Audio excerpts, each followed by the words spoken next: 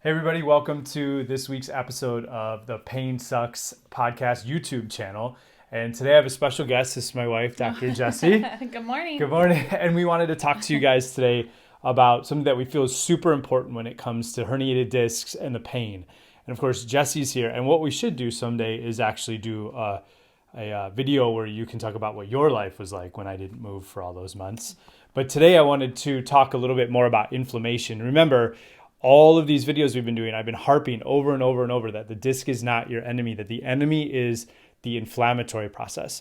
And so today we want to talk about something related to your diet called ketosis. Now, I'm not a huge believer that one diet is the right thing for everybody. Everybody needs to pick whatever works best for themselves. But when you're in a massive amount of pain, one of the things that really helps is a diet that's very anti-inflammatory. And we know through research and science that ketosis and getting into ketosis is one of the things that drastically helps with pain management. So you guys have been emailing me and reaching out talking about how all the information is great, but you need very practical things to do right now, not just ideas, but practical things to do right now, which we've been trying to do. But today is a cheat that we learned about actually after I had already hurt myself. So probably it was about a month or two in when some of our friends made the discovery of a lifetime and introduced us to, you want to show them what it is? To something called SCT oil. And so I'm going to have Jessie just walk through what she uses this for. And then I'm going to take you through just a quick science on why it works. All right. Guys, this stuff is amazing. It smells fantastic. First of all, it smells buttery. It smells like caramely. I use this in my coffee every morning. I just put a big tablespoon in my coffee, black, blend it up. I like it blended up in the blender and drink it. I use it in baking to replace butter. I'll put it in a pan like when frying eggs. It just enhances the flavor, makes everything taste really buttery, and be sure to lick the spoon when you're done because it tastes fantastic. Yeah. Even just a spoonful in your mouth. Exactly. And so take the lid off so they can see. Oh. So it's we actually need more. We clearly need to reorder, but we go through it pretty quick. But you can see that it's a very, very it's almost like a caramely.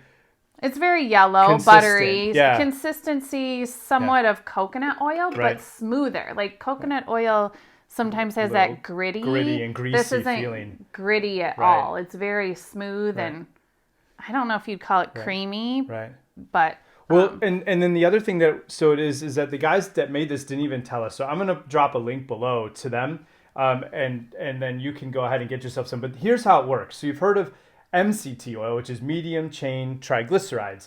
And those have been fantastic forever. Like a lot of people liken that to coconut oil, which it is, and some other versions. This is SCT, which is short chain triglycerides. So it means that the body's actually going to absorb that even better. Now let's talk about how it works. So Jessie puts it in her coffee and drinks it down. But the way that it works in the body is that inside your body, if you take like a bite of an apple or you take this, your body's going to use the apple to make energy, or it's going to use this to make energy. Now, ideally, this is actually more proficient and actually a better producer of energy because fat actually produces 4 times the amount of energy than a sugar molecule or a protein molecule or whatever, which is why ketosis has become a really popular thing. The problem is that nobody gets into ketosis correctly. Everyone's like, I do the ketone thing, and they're doing it all wrong. For you to know that you're in ketosis, you have to measure your blood a couple times a day.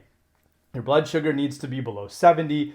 Your ketones need to be above 3 millimole. And it's really hard for people to do that. This is a fantastic way to cheat to get you there, and it's super healthy. So when you're taking a tablespoon or 2 a day, when you're in this level of pain, your body's actually taking those molecules, breaking them down to massive amounts of energy, which for those of us in pain, we really lack that energy.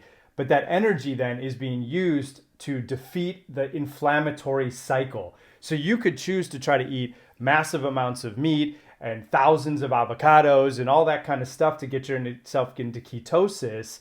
Or what I chose to do, which drastically helped me with my pain levels and the inflammatory process, was immediately started adding this to our diet. Now, we still use it as maintenance, which is why we don't go through it as fast. But the reason we wanted to tell you that today is because you've been asking me for practical ways. So really, really, really, you need to click on the link below and look up SCT oil and get yourself a jar to try. Trust me, you will not regret that. Am I right? No, yeah. And Yeah. replace if you're using yucky coffee creamers or anything, I mean, Yeah. just a scoop of this Right. in your coffee, blend it up, tastes amazing. Yeah. And people in pain tend to drink a lot of coffee because they haven't slept.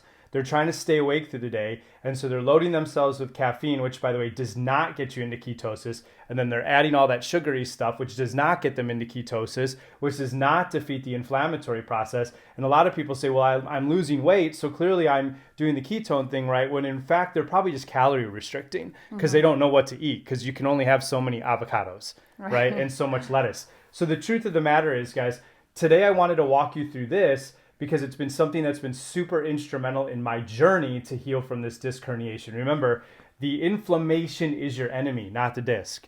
And here I sit, oh my gosh, it's almost 6 years ago, that horrible day. Yeah, January 10. Okay. We should totally do a video on what that was like for you, because they already know what it was like for me.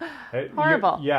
But a lot of these people probably have no clue what their spouses or their best friends or whatever are going through. So anyways, you guys, another video on inflammation. I'd like you to take a look at this. Now, because you watched to the end, the other thing I'm going to drop a link to down below is 50% off the book that I wrote, the ebook that you could download immediately. And it'll be 50% off for you by clicking on the link below, where we talk more about this. We talk more about diet. We talk more about very real things. In fact, I think I counted, and someone said there's like 57 different solutions in there on what you can do naturally for your pain. So thank you for joining us today. Yeah. Jess, thanks for coming. Thank you. All right. And Have remember, a great day. yeah, absolutely. Have an amazing day. And remember, no one, and I mean no one, gets to tell you that you can't heal. Have a wonderful day. See you next week.